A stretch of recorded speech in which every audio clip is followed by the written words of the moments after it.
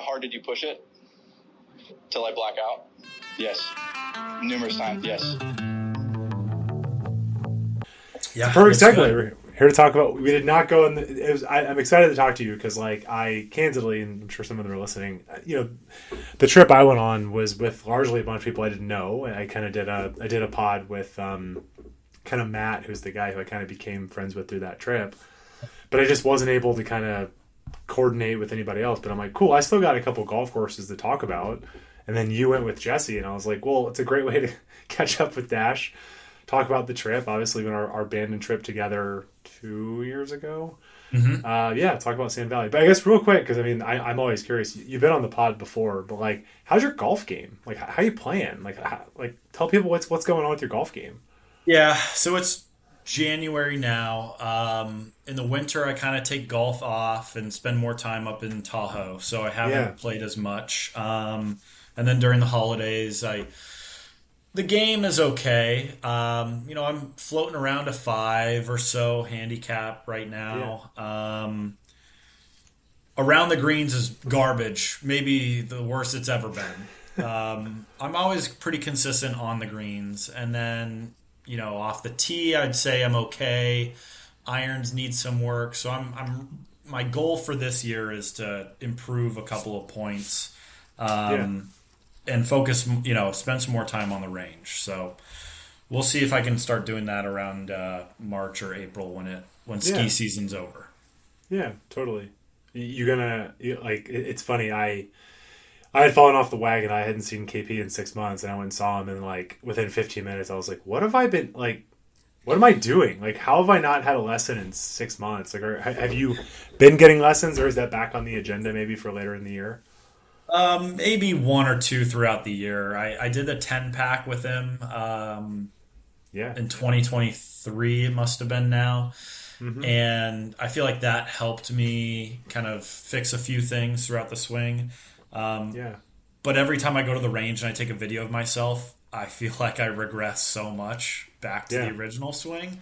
Because you're kind of doing the Matt Wolf takeaway. And I still do that. Not for people at home. Not Matt Wolf, all the craziness, but like your shaft was more like parallel when he took it away. I took my hands way inside. The club head was way outside my hands. Yeah. And then my goal was to what KP taught me was have the club head, never lay the club head off. Never have it go this way behind me, that way behind me. It was always pointed over my head like that. And then when I came down, I don't know. It just... it worked for a while, but I need to shallow it out more. I have to shallow it on the downswing. I'm still coming in too steep. Yeah, because you used to be kind of a banana boy, and that's how that takeaway kind of helped you be way over the top. I'm getting better, letting the hands fall back a little bit more. But I've always been a steep cut, a power cut guy. Most people are, but well, cool. Well, so like I said before, I did a podcast middle of last year, kind of really focusing on because I actually played Lido and Mammoth Dunes with Matt, so we kind of talked about those two. So tonight, really focus on kind of like Sandbox, Sand Valley, Sedge. But I guess maybe let's start off by doing high level thoughts. What did you think about Sand Valley? I'll just ask that objective question. And I don't mean the golf course yet. I just mean the property, facility. What did you think about Sand Valley? I loved it. I thought it was incredible.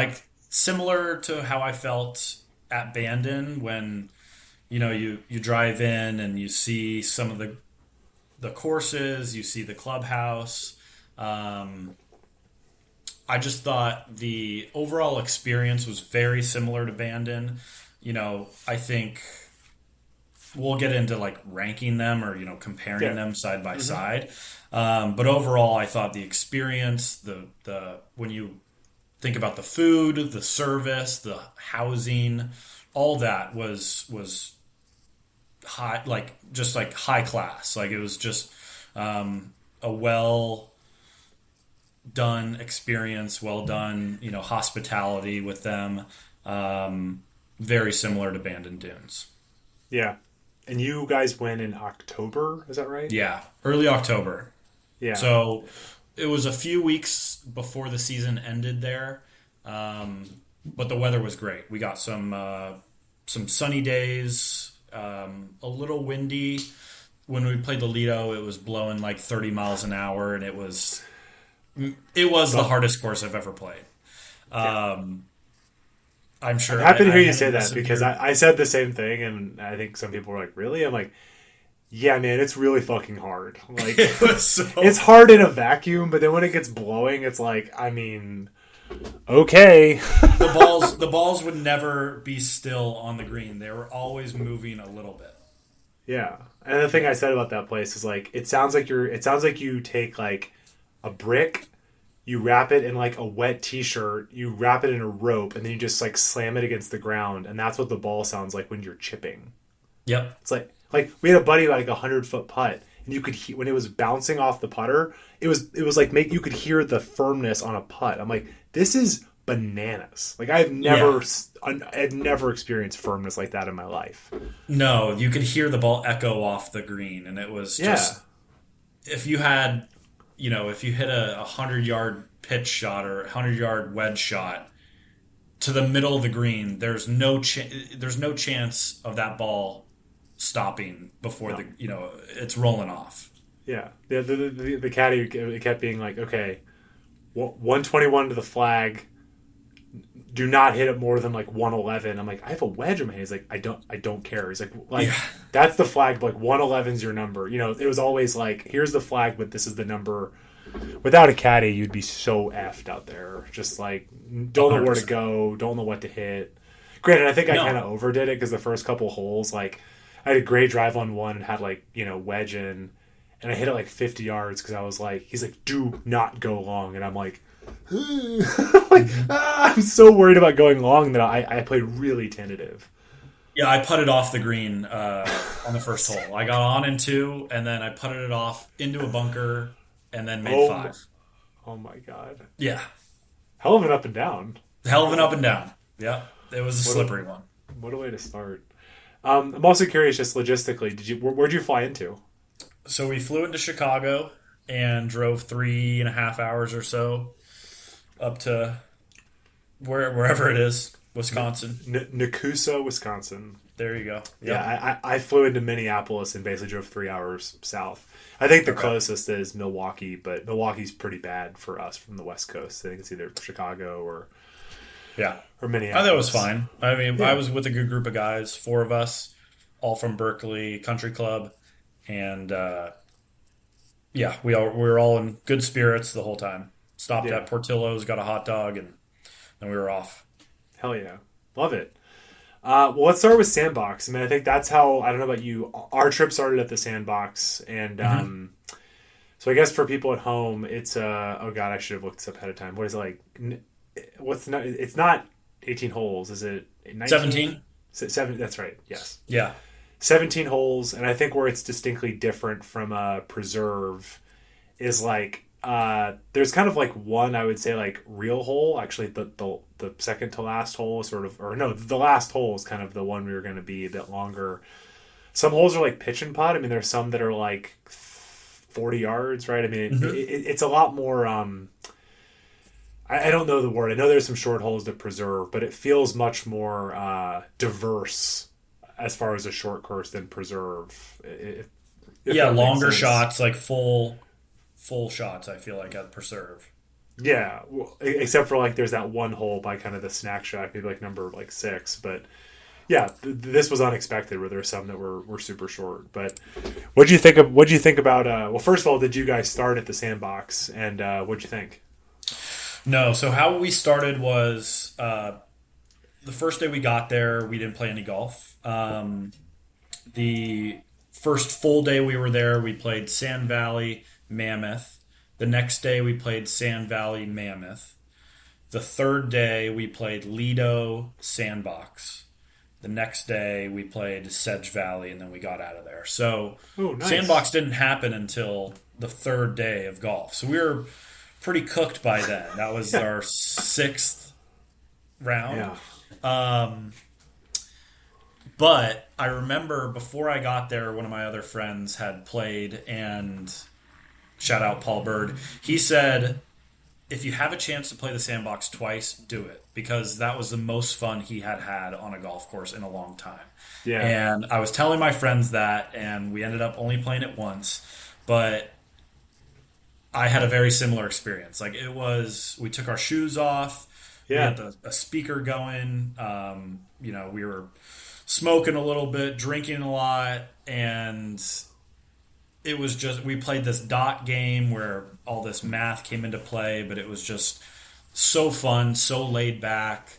Nobody was pressing up on us, so we just, Yeah. it was just like no stress, fun golf, which you don't really get from, when you go to a resort. You want to play well, but we were putting from the tee box, we were shanking it everywhere. It was just so fun.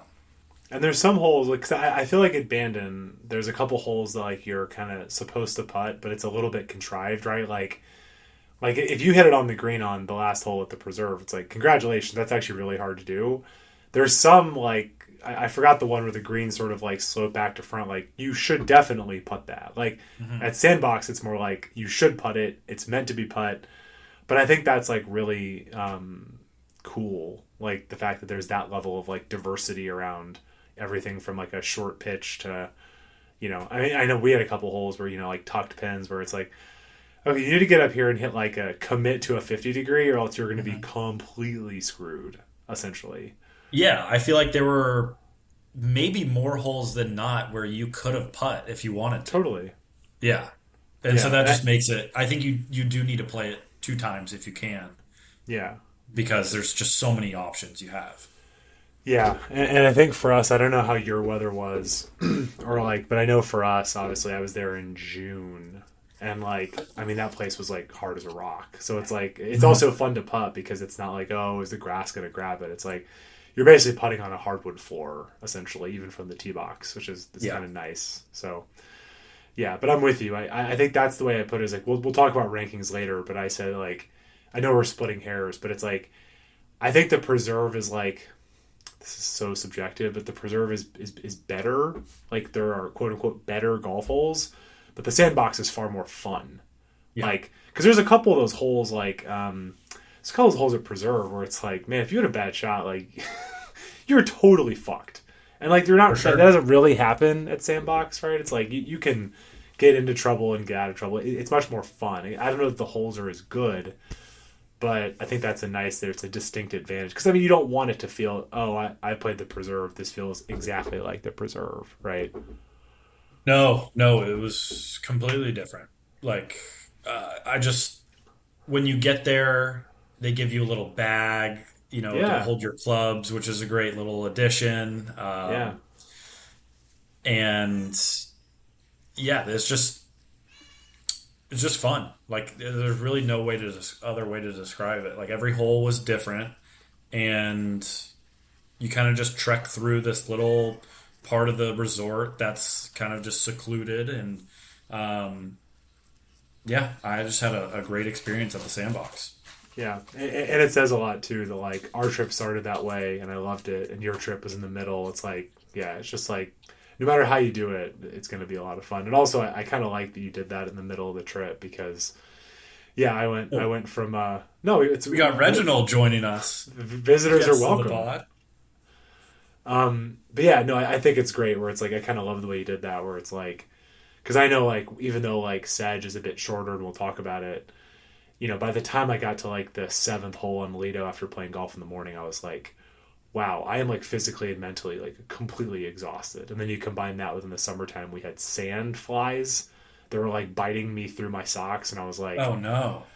Yeah, the day ended, and I was like, I'm cooked. Like, I had so much fun, but being able to break that up with Sandbox, I think is pretty good, and also a great time. I know friend of the pod Giles gave me a heads up. I don't know if you had any of their like canned transfusions, but that's a good place to have several of those. I think those are a bit dangerous when it's like 95 degrees and you're walking around Mammoth Dunes, but if you're gonna have a couple canned transfusions, do it at Sandbox.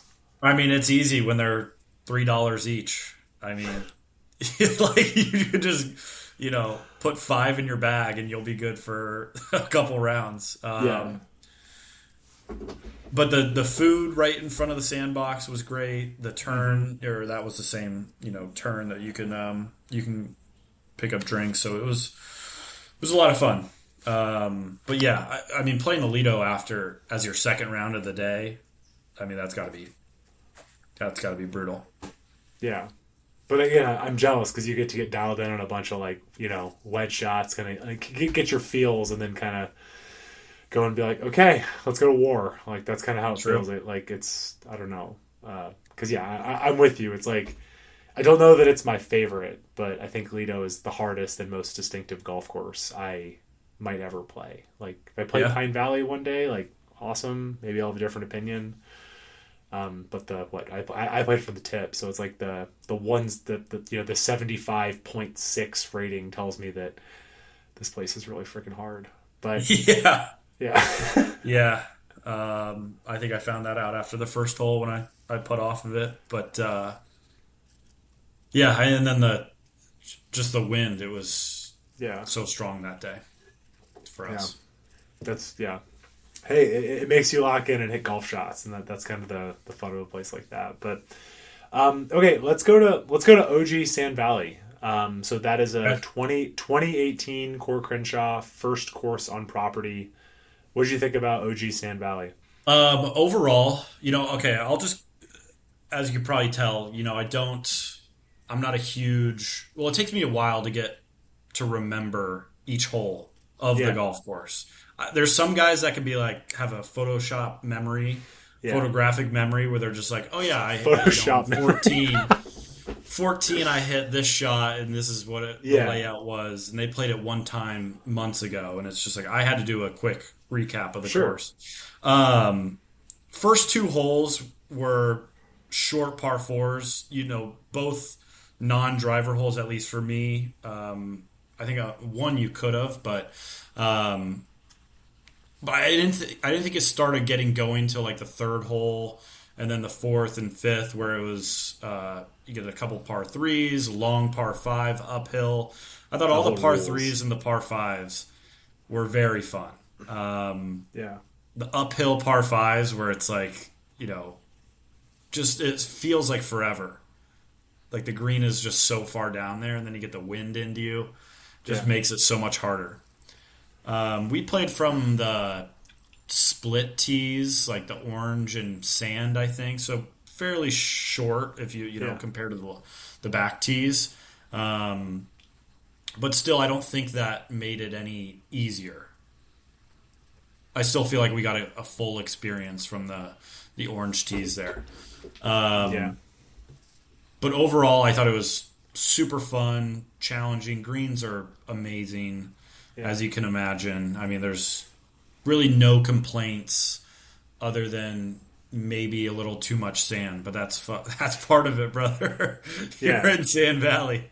Yeah, totally. Yeah, I think the way that I think Andy from the Fried Egg described it is, at Sand Valley, all the greens are sort of like turtlebacks, like the ball's rolling away, really commanding very strong approach shots.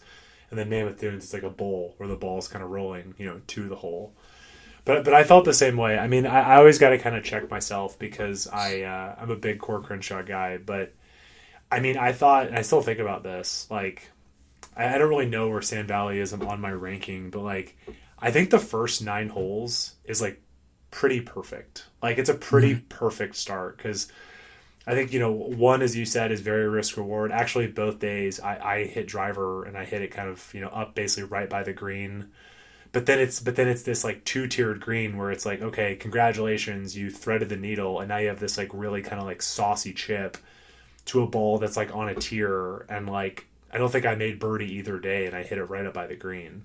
And then 2, to your point, it's like takes driver out of your hand, and then it's okay, well, welcome to Sand Valley, where it's like classic Core Crenshaw. Both days, pin was on the left, and if you miss left, you are totally fucked. You are completely screwed, short-sided. Super uncomfortable, could literally just be up there in 2 and make 7. Like score could just, and then a really good. You're just trusting your caddy. You're like, I don't know, I can't. Sometimes if you're on the right side of that tee shot, and you're hitting into the green, you don't know, you can't see the green at all. No. You're just, and it's like, especially from that bunker. I never was in that bunker, but that would have been even worse. But yeah, they were like, you do not want to be long either, because then if you have a short-sighted chip up that, then the ball's rolling off on the front. Yeah, and I think that's the other thing too, is like what all these courses do, or like Sand Valley, Lido. I think what's so, you're excited and it's fun, but like I remember both of those holes with those green complex where the pin were, is like it just puts you on your back foot, right? It's like both times like cool, I hit the right shot, hit the ball in the green, but then it's like suddenly it's like, okay, but I have 25 feet. If I hit this a little too hard, I could putt it down. And then you leave it 12 feet short, and you're like. Yeah. Like you're freaking yourself out, and then the par 3 with that kind of like that like big pimple, like that's really hard. And then you kind of, to your point, then you get to 4, kind of that par 5 where it's like regardless of whoever tees, you're like, this hole looks like it's 800 yards long, like it's so long. Yeah, it's so like this this green complex, flip it around, par 3 down the hill again. You're like I don't want to hit it left, I don't want to hit it right, I don't want to hit it short. And then it's just a wedge, but it's like you need to execute, right? So I won't go through every hole, but basically I just thought like I played it the first time and I was like, and then it just happens to be that like it ends on like a drivable par 4, and you go and grab like a snack at the turn. You're like, that was like a perfect 9 holes, like everything I could possibly want. And I got to play Sand Valley twice, so it was kind of fun to go back and be like, cool, like. And I think that the gut check, not that the back 9 is bad in any way, shape, or form, but I think the front 9 at Sand Valley is like, it's like, wow, this is really, really good. Because it's fun, but it's the classic Core Crenshaw. It's like, there's plenty of places to miss. It's just like, you got to kind of know, and that's where, again, a caddy's a huge help. Because if you put yourself in the wrong position out there, you can barely do anything wrong and just tie yourself into absolute knots. Mm-hmm. And I never got a good a good feel for hitting it out of the. I mean, it was sand and grass kind of clumped together, where you weren't in the sand trap, but it was surrounding the sand traps on the perimeters. But it was just like never got a feel for hitting it out of that. That really pissed me off.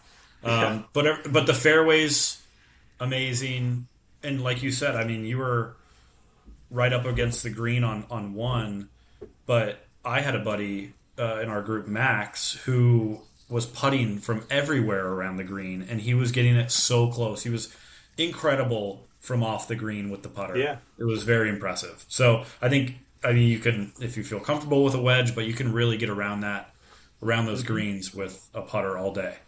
Yeah, totally. And so I think the big thing is just like options and variability. And I think it's funny because like it's not that this is the point of this, but sometimes I think about like what the tour guys have to deal with versus us. What I think about it a lot is like, I feel like a lot of times these PGA Tour venues, what they almost intentionally try to do is like remove variability, right? It's like thick rough. It may be thick rough, but it's super predictable. You kind of know how to play it.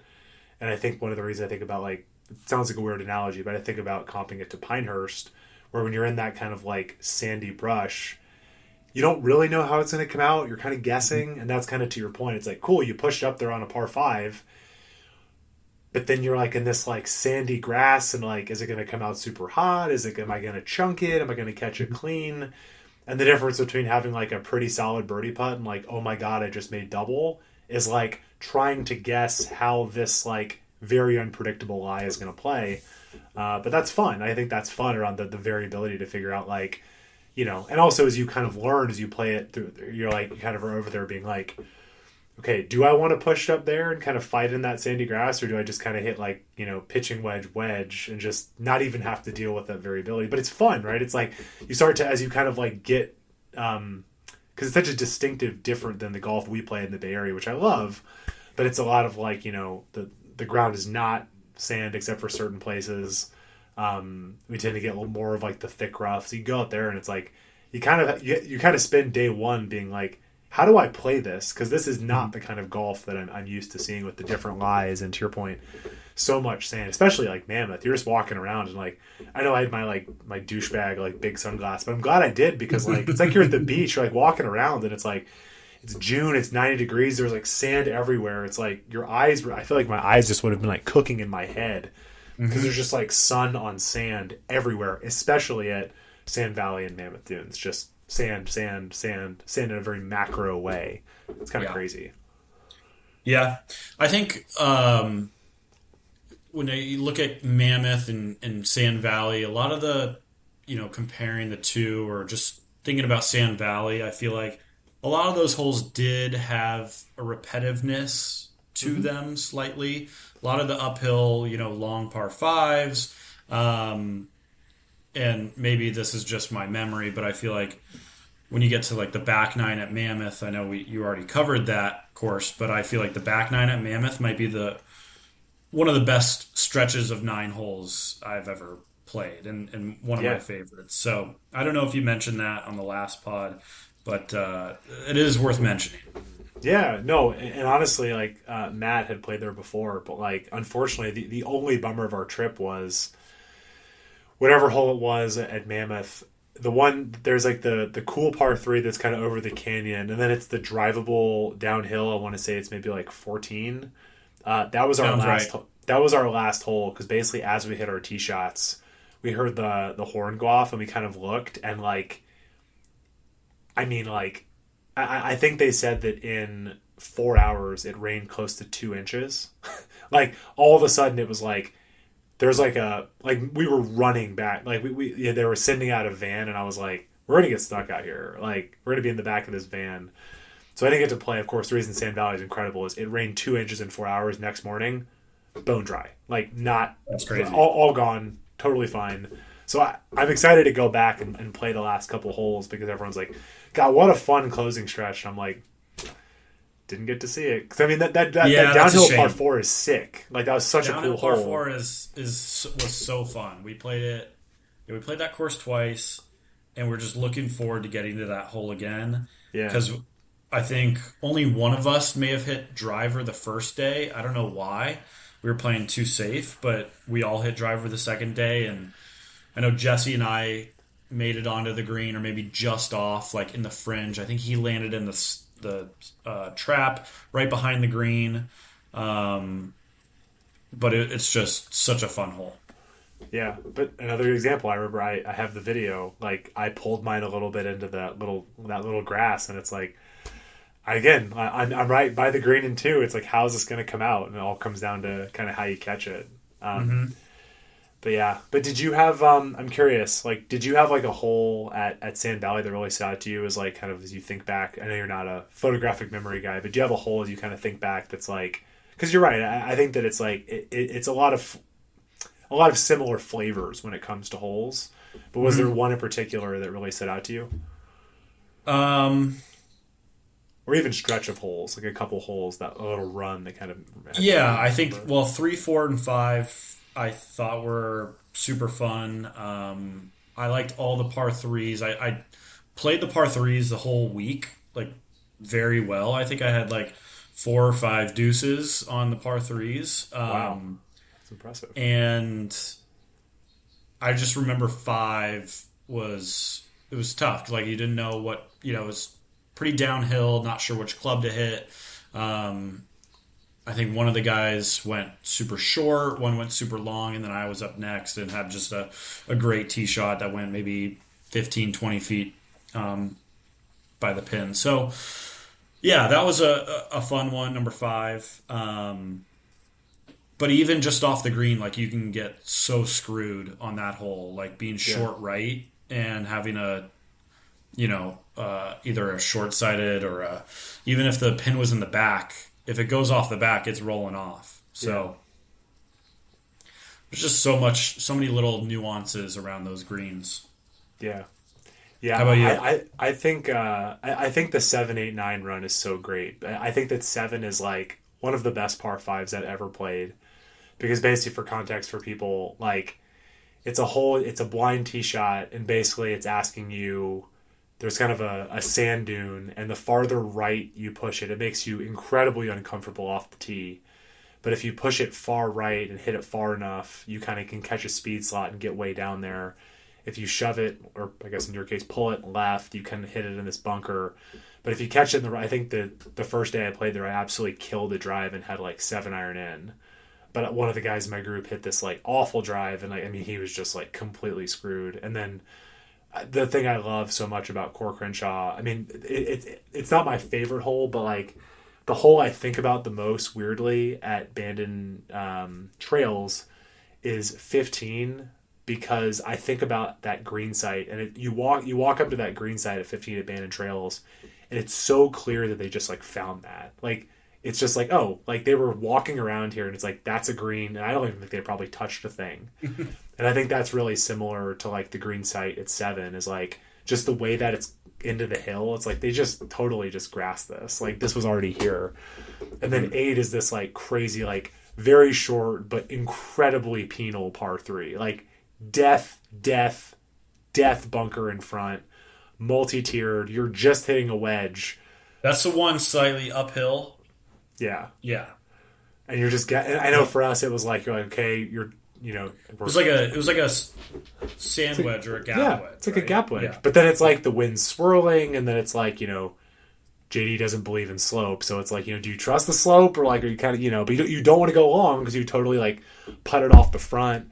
And then 9 just being like drivable, where I think having played there now, I think you just hit 5-iron wedge. If like, I don't really think you hit driver, but you're so tempted, right? It's like pretty much everyone can drive that green. That's just super fun. And then it spits you out to 10, and I think 10's like another incredible, very Core Crenshaw green site. But I think like like 7, 8, 9 is such a fun way to end. Which in theory, you hit a great tee shot on 7, totally make birdie. Hit a commit to the right shot on the right pin at 8, could totally make birdie. Fuck, you can make a 2 on 9. Like if you were like, I was 4 under on those 3 holes, I'd be like, yeah, I could totally see it. I could also see somebody be like, I was like 10 over on those 3 holes. Like I hit it in the bunker left on 7, made triple. I dumped it in the front bunker on 8, couldn't advance the ball. And then 9, I tried to drive the green and hooked it out of bounds. Like both of those things are equally plausible for good players. Like you could go 4 under, you could play 10 over. And I think that's the fun of resort golf, though. It's like you're playing a match through. And also, another great example of like if you can just get it out of your head and not play stroke play, such a good like match play golf course, right? Like if I'm not worried about my score, you get up there, put it on the green on 9, fuck it. I'm doing it too. I gotta do it. I'm playing dash. It doesn't matter what I do. I just gotta get up there and commit. But I think 7, 8, 9 is just I just think largely I think the front 9 at Sand Valley is like pretty perfect, no notes, like really, really good. Yeah, that's fair. And then you make the turn, you get a couple tacos at the turn for $1. Maybe some of the best tacos I've ever had. Yeah, like I was like, what? I was like, what? Yeah, and then also you get, I had heard previously that Spotted Cow's overrated. It's like maybe, but like for $3, I don't care. Oh no, Spotted Cow is never overrated. I didn't think it was. Yeah, that was the elixir of the week. Yeah, you get 3 tacos and a Spotted Cow, and it's literally $6, $1 each for the tacos and a Spotted Cow. So, yeah, and also too, the other thing just to say about as well, I think it's also just super fun thinking about like getting hyped and afterwards, like maybe one of the best, like up there, it's called Craig's Porch where the food is. But like there's all these like seats around there, so around 18 it's another kind of uphill par 5. But like after you're done, just do you take off your kind of socks and shoes and sit there, have just watch people come in to this like crescent shaped, one day we were there, the pin was all the way back right, and just watching people in the fairway, you could see them like analyzing like that pin's like, you could almost hear their conversation like that pin's like super tucked, like how am I going to get and just like being able to just like watch people, it's such a great kind of just a natural amphitheater setting to just watch groups come in. And again, the beauty of these courses like Bandon or Sand Valley is like, and you're like, God, I'm playing there tomorrow. Like what am I going to do? Where's the pin going to be? You're putting yourself in that situation. You're just like excited to go to sleep so you can wake up and do it again. Yeah. The chairs, the Adirondack chairs were great at Sand Valley and Mammoth Dunes on around the 18th. That was a fun one to watch people come up. Just the anticipation of the next round was always fun as you're watching people come in, and then you're like, oh, I got a tee time at 1:30 this afternoon, so I got 20 minutes to kill and watch, and that was always fun. Yeah. Any other thoughts on Sand Valley? No, I'm ready to roll to the next one. Okay. Sedge. So we actually played. So Sedge opened whatever week I was there in June. Sedge had been open for like 4 days. So we were like opening week. So Sedge is like 50. Tom Doak, 5,800 yards. The vibe is supposed to be like English Heathland golf, I believe, is kind of what he's going for. And I think the way that like DJ Pahowski from No Laying Up described it is a bunch of like half par holes. That's kind of the idea. But yeah, I didn't really know what to expect because I mean, I'm not saying I'm proud of this or a good thing, but I tend to be, JD's gotten my head around like, play it back, hit driver, and like Sedge Valley is like distinctly not that. Like it's a very different flavor of ice cream. So what did you think? I thought it was great. This was the last round we played of the whole week. So, I mean, fatigue was... a good one to finish on, though, because you're not having to dash driver or get, like, your face kicked in. Totally. It was a friendlier golf course than the other ones, for sure. To me, it had Bandon Trails vibes to it, just because it was so different than the other courses on the property. And it was like, each individual hole, had its own reveal as you walked up to it. So I thought that was, there were some similarities there. But overall, the conditions were great. The day we played, really fun holes, even though they might have been shorter. I thought there was like the creativity you had to, have, and different types of shots you could hit where the options were endless. So I loved it. Played well, which helped. And as I was looking over the course again earlier today, the first 2 holes were fairly easy par 4s, a nice handshake into the course. And then hole number 5, was one that stands out to me, that cool par 3 with the multi-tiered green.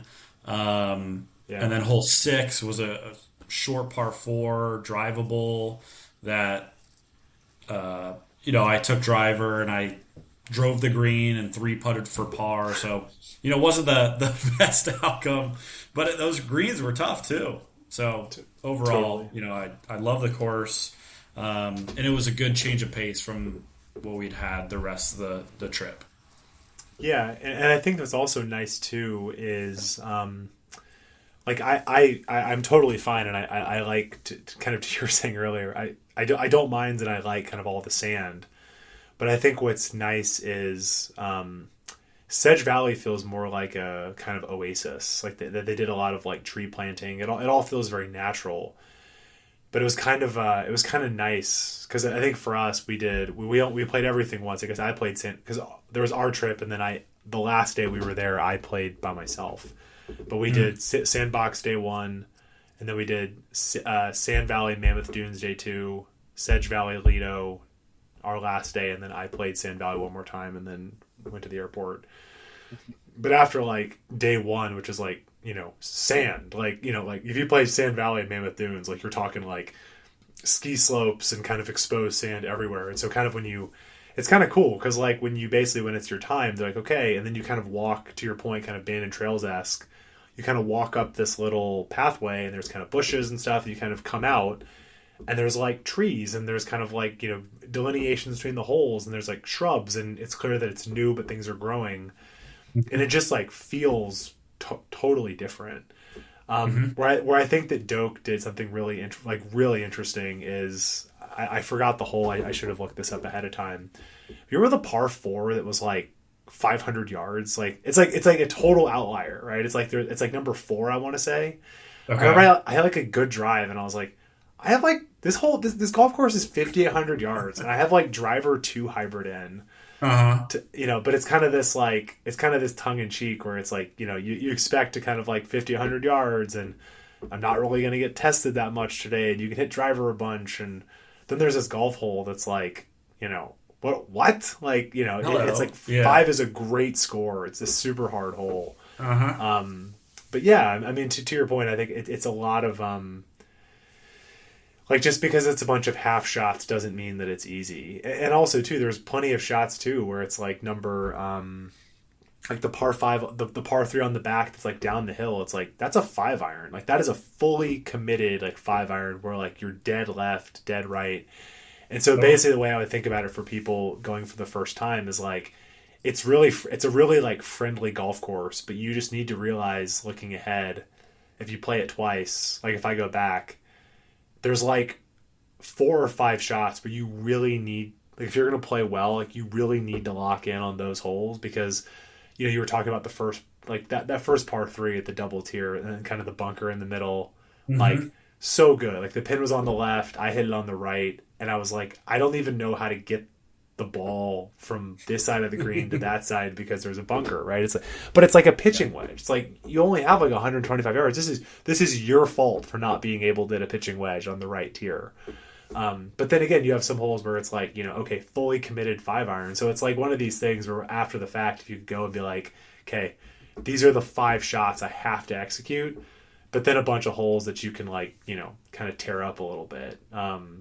Yeah, and you can do whatever you want. You could not have driver and just kind of hit 5-iron and maneuver your way around, but then it's also fun. Like the uphill hole with kind of the milk carton green, like it's not exactly like 6 at Pacific Dunes, but you know, that's such a cool hole, right? That's such a cool hole to be able to kind of, you know, to hit driver. And I think Doak did something, like Doak's not really my favorite, but I think he did something like really interesting there. And also I think it's a good thing for, I like to think that us and our friend group are like relatively intelligent about golf course design, or we kind of know what we're talking about.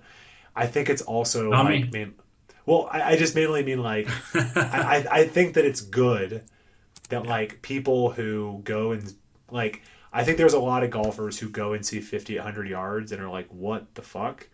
But then I think when they realize that 5,800 yards when done well can be excellent. And I think that if places around the country were more comfortable with 5,500 yard golf courses, there would be more golf courses, right? Right now it's like, we can't stretch this out to 7,000. We can't stretch this out to 6,900. It's like, well, if you can be very thoughtful about a 5,800 yard golf course, it can totally rule and absolutely kick your butt. Because there's definitely some spots out there where like, you could call with your hand in the cookie jar in some of those holes, and like Doak is just gonna punch you in the face. Like it doesn't matter. Yeah, like he knows he knows what he's doing. Yeah, he's a little trickster. Yeah, and that's the vibe. Like half the holes I think are like really fun, and half the holes are like buckle up. Like 18, like you know, basically a kind of a like a wacko like essentially like a drivable par 4. So fun, like such a fun hole. But like you get up there and you're like, where do I aim? Like what's going on? Yeah. Lots of options. But then again, the hole before 17 is like, I hit it over into the back bunker and made like 9. Like just absolutely boned. I tried to push my driver up, hit it in the fairway bunker, sculled it to the back bunker and made like 9. And it's like, yeah, like there's the only I hit it in the only bunker you cannot hit it into. And Doak's just like, I don't know what to tell you, man. Like, don't hit it in there and you wouldn't have made a 9, right? Yeah. Yeah, no, but it was a nice change of scenery. Yeah, the nature was beautiful. Did you like the logo, the fox? Loved it. Yep, Yeah. got a beanie. I thought that the pro shops. I mean, we can get into all the extra little dangerous accoutrements. But yeah, love the logo and love the tennis court right there. I don't know if you guys had a chance to play. The indoor and outdoor.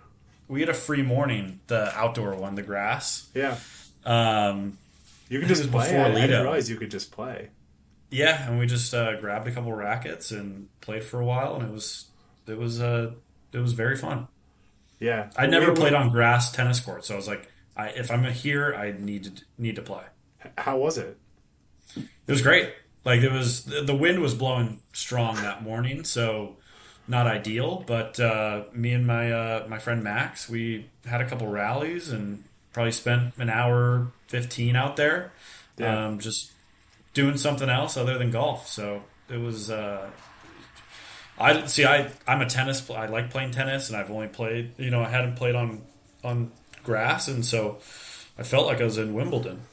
Yeah, that's awesome. Yeah. And then there's also there's that indoor like racquetball because we had dinner at that Italian place, and it was like there was like an elephant with like a racket. Like, what's that? Like, oh, we have like the world something championships, and it's like, wait, what?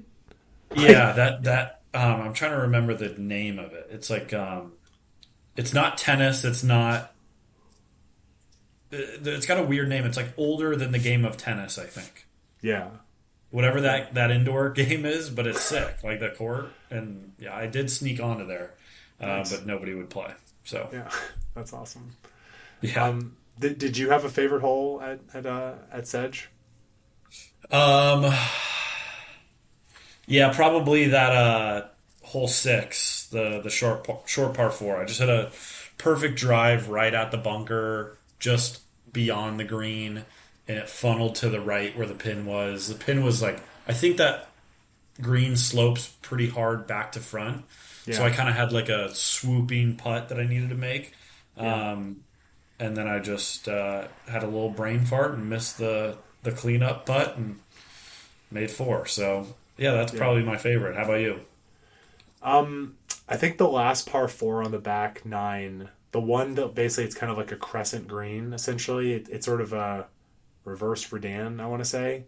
Because for us, the pin was like all the way in the back right. So the only way to get it close was for me to like hit sort of like a trap draw, like to aim it left and really kind of swing it around.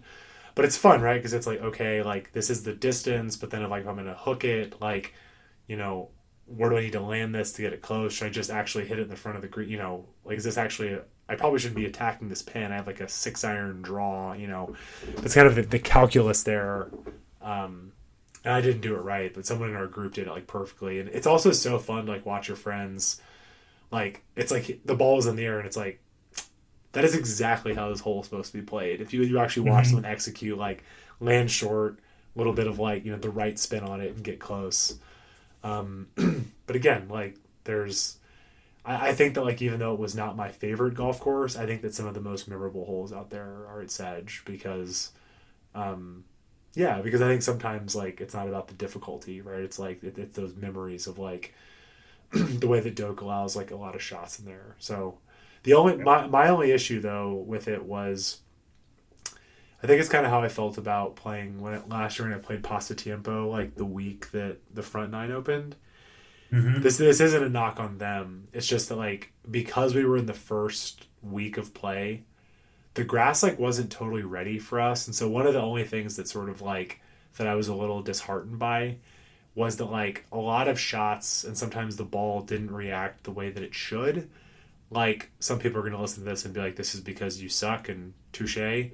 But like number 2, I pushed it all the way down there with driver. Probably shouldn't have.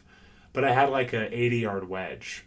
And I chunked it 3 times because basically my wedge got like stuck in the ground. Because like the turf like wasn't like, I had plenty of wedges when I play golf, Yeah. Like it basically just got like stuck in the ground because like the turf like wasn't, I don't know, it's aged, marinated, whatever word you want to say. You've played a new golf course where it's like, it's just not totally grown in yet. And so like, I'm a big excuse guy, so I love this is a good one for me. I'm gonna pocket that one. The grass hadn't been marinated. Yeah. Use that next time. No, but I understand. I mean, playing a golf course for the first week that it's open, it's gonna play different than years, later. So that makes sense. And I think like, and part of the reason I also like that felt validating is I think about like last year, like when I think about the tours gone places like not Memorial, the place in the Schwab, I think. No, maybe it was the Memorial. It's like, I remember those guys talking about how they couldn't hold greens because like the greens are firm. I mean, you play a new golf course, like the greens are firm. They're not really receiving golf balls. So it's like weird where it's like the fairways were like a little soft and then the greens were firm, which is a really hard combo, right? It's like, I'm chunking this wedge, but then if I land it, it's going to take off because the greens are are not quite receptive yet. So I'm hoping to go back to Sand Valley in like 2026, and I think by that time, hopefully, the greens or the grass will be a little bit more ready. But yeah, a little bit more marinated, a little bit right conditions for gotta it. get like all the soy sauce and everything like really in there to break down those meat fibers. Like really. Yeah, just a little citrus, salt, tenderizes it. It'll be good. The marination boys, I love it. Yeah, but it's crazy. I don't know if you heard this, Dash, but like I was talking to like someone who worked there. They said that they currently own the land for 11 golf courses at Sand Valley. Wow. And like they're trying to potentially buy more land, but it's wild to think, because if you think about it, right? Like the place opened in 2018. There's already 4 full-blown golf courses. And so it's wild to think that like fast forward, I don't know, 5, 6, 7, 10 years, like we could go to Sand Valley and play like 2 courses a day, and we're going to need like a week to play them all, because like you're talking about like 11 plus golf courses. It's just wild to think about, but I'm sure now that you've been there, you feel it too. It's like I left Minneapolis and I didn't see anything until I got there. And it's like, I totally believe it, because also, someone who owns that land, if Sand Valley's willing to give them a fair price, it's like, sure, take it. Like, there's not a lot going on out here. It's like, yes, I own this land, but like, it's so like, I don't know. It's just crazy to think that like there's 4 awesome golf courses and they could add 7 100%. more. And then, we met guys that were doing a Sand Valley, Erin Hills, full Wisconsin trip. That was my crew. I didn't do that because like, I didn't bother to ask them what they spent on their week of golf, because they were doing like, I think they did Loch LaBelle, Erin Hills, some guys did Lasonia. Yep. I was like, the only thing I can, because when I said yes to this trip, I was unemployed. So I was like, I can say yes to Sand Valley. I don't think I can say yes to, of course, when I saw the pictures of Erin Hills, I was like, what have I done? Give me some good news. Do you have a job now? Yes, I do. Yeah, all right. Congrats. Thank you. But yeah, I guess to put a pin in this, I guess kind of a couple things. I do want to kind of go through like rankings and how you feel. But yeah, you're talking about accoutrements. Like, you want to talk a little about like the merch or anything else you want to talk about? Because Matt and I really just talked about those 2 golf courses. So we didn't really talk about kind of like merch or the other stuff either. Yeah, so merch, I thought, the Lido logo and I think the pro shop there was my favorite. I got a polo. The Sedge Valley. It fits so well. It's like, it's that golf course is spooky. It really is. Yeah. It's spooky and weird, and I love it, but it's weird. And that siren just captures like, this place shouldn't exist. And yet we're shout out the Punch Bowl hole number 12. That was maybe one of my favorite holes I've ever played. I mean, just that approach shot is incredible. And then the channel hole number 4 was crazy as well. They were all crazy, but okay, so merch, and then the tennis court we talked about. The food in general, loved it. The bar, much better than Bandon. Much better. Oh my god, night and day compared to Bandon. Every meal that we had, we were like, thank God we're not at Bandon. Well, I mean, we were just like, thank God we're not eating at Bandon Dudes right now, because that food at Bandon. Ooh, I get nightmares thinking about it. The Ghost Tree Grill, they built a new place that I went when I was with Marsh with JD and Greg. Uh-huh. It's much better, but like, it's definitely also like more expensive. So it's more, you're kind of committing to like a fillet and stuff. But they have made improvements. But yeah, our trip was, I mean, I will never forget our, God bless Pat, R.I.P. Pat screaming hot snakes as he, decides to not play. Oh my god! Deciding to not play Old Mac because he wouldn't have access to a toilet is, one of the greatest memories ever. Yeah, I think like everyone but a couple of guys got very ill. Which is the one thing you cannot do. It's like, I need to be up by 7 a.m. to like hit balls and warm up. I can't be like, shit, I'm teeing off in 10 minutes and I don't know that I can actually like make it to the first tee. Yeah. No, but the Italian restaurant you mentioned, very good. Very good. The sports bar with the cheese curds and the spin art dip and just you can't go wrong there. We went to the steakhouse one night and it felt like abandoned restaurant. It was bad. They Wasn't just need to anybody keep it in simple. there. Keep it simple. Yeah, we were just wanted to try it out, and so we figured why not go to the steakhouse. But and I think that was it between all the restaurants. But in terms of like getting places, I thought it was much more convenient than Bandon Dunes. We stayed in a hotel, one of the rooms or buildings like walking distance from the main clubhouse, so that was easy. Yeah, me too.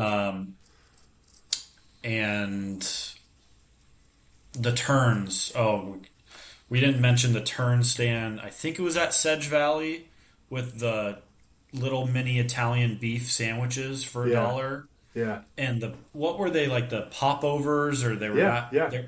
They had it was like a pierogi or something, but it was. I think it was a pierogi. Yeah, because they were incredible. Every golf course has like a distinctive $1 like food item, and Sand Valley, it's Craig's Portion, the tacos. Sedge Valley, it's like more of that like Italian beef popover. Yeah, it was amazing. I would have gotten 4 of those and just put them in my bag because they were so good. What other things do I have written down here? Yeah, shout out Spotted Cow, the cookie skillets and the cheesecake. We got dessert every night. I'm a big dessert guy. I think that trip converted me into a dessert guy.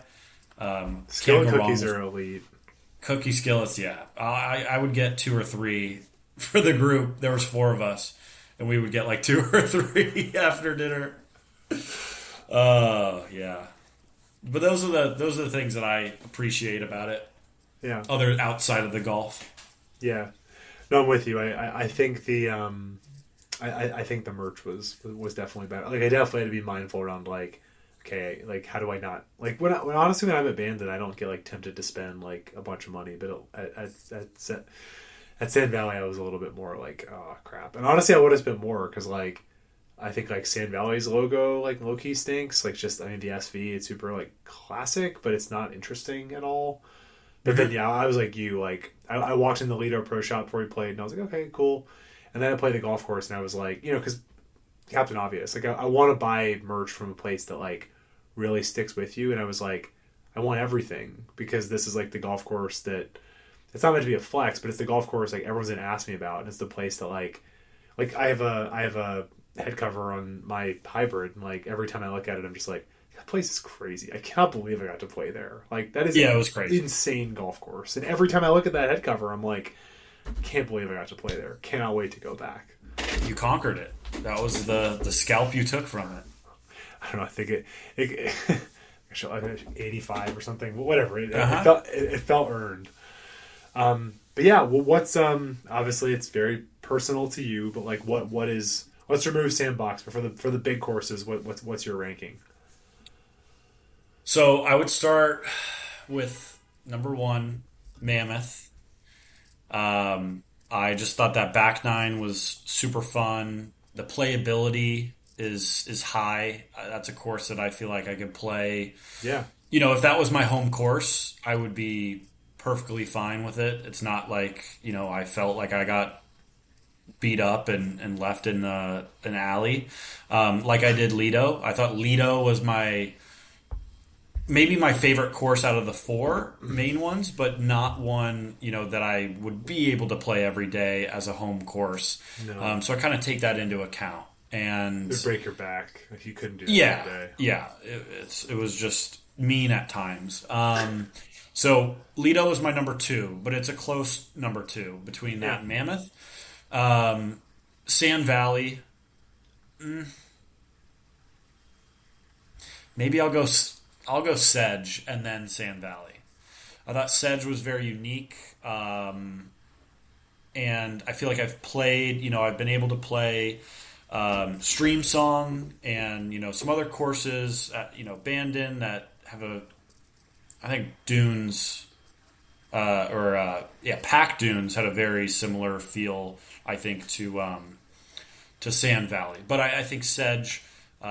Maybe beat it out a little bit. So I would go Mammoth, Lido, Sedge, Sand Valley for my top 4. Yeah. I think I go Sand Valley, Lido, Mammoth, Sedge. I feel similar. Well, you're wrong. No. like Lido's probably number one, but yeah, it's I mean, to use the kind of making jokes about steak. I mean, it's sort of like, I mean, you know, in theory, filet mignon every night's great. I just don't think you can handle that. I think Lido's too much. I think like just the feelings I have towards like the front nine at Sand Valley, it's just like I just would be excited to play that every day. Yeah, and then I think for me, you know, I know this is a bit of a, like I said, kind of an elitist take, but it's like I do sort of just have a strong preference for like full blown golf courses, and so I think like Sedge has its place. It's just like that's why it's number 4, but I think it's great. Yeah. But the way I kind of compartmentalize it, I talked to people, I went back and found this. I think the way that I kind of thought about it was if you compare it to Bandon, so it's like five like compartments or 5 like categories.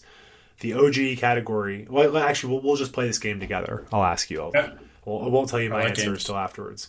We're going to OG, Sand Valley, or OG Bandon Dunes. What's your pick? The original, like the first one, the one that it gets its name from. OG Bandon, Sand Valley. It's Bandon. Okay. Fun golf courses: Mammoth Dunes or Sheep Ranch. I guess you haven't played really Sheep Ranch because we fucking got. It was snowing when we.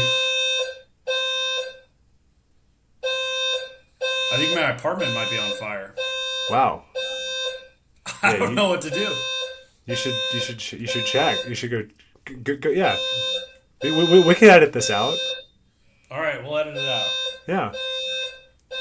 And also, we have most of it. If you need a full blown stop. This is not important. Go figure it out. I'll wait for a second. I don't know what to do. I guess. Yeah, we'll continue with the game. I remember. Okay, so now after the fire, we're going to talk about the game. Okay, so OG golf courses, Sand Valley or Bandon. You said. I said Bandon. Bandon. Okay. Fun golf courses. Mammoth Dunes or Sheep Ranch. Again, I guess you didn't really get to see sheep, but you probably had enough to have an idea, though, I would imagine. Yeah, I mean, it was fun for how we played it. We played in snow and sleet. The greens were puddled, so I'll go with, you said Mammoth. Yeah, Mammoth. Yeah, I mean, without giving away the answer, I mean, Mammoth is a better golf course, I think. If it's your number one at Sand Valley, I think that's your answer, right? Okay. Yep. Okay, so 1 and 1. I call this Walk in the Woods, Sedge Valley or Abandoned Trails. Trails. Yeah. Nothing like trails. I mean, I compare them. I say they're similar, but trails. Yeah. I mean, outside of Pasatiempo, Trails my favorite golf course. Trails maybe was, I think it was number 2. Old Mac number 1, but my round with Pat and at Trails was... It was me, you, Pat, and I think JD at Trails. I have that picture still. It's like the last picture of my phone of... Yeah. Well, because it was kind of shitty, and then we had took the picture with the ghost tree, and it was really nice. At Trails? Yeah. Okay. Yep. Loved it. Yeah. Okay, Trails. And then I call this the CB McDonald category. It's Lido and Old Mac. Because, like, literally, like... Yeah. Kaiser wanted him to do the Lido. He did Old Mac instead, so the analog. So, which do you prefer? Hard. I gotta go Old Mac. Okay. That's one of my favorite courses of all time. The Lido was special, very special, but you prefer Old Mac. I thought the playability of that course, it was so hard. I got my dick kicked in. Old Mac over Lido. Okay, and then short course, Sandbox or Preserve? Sandbox. Okay.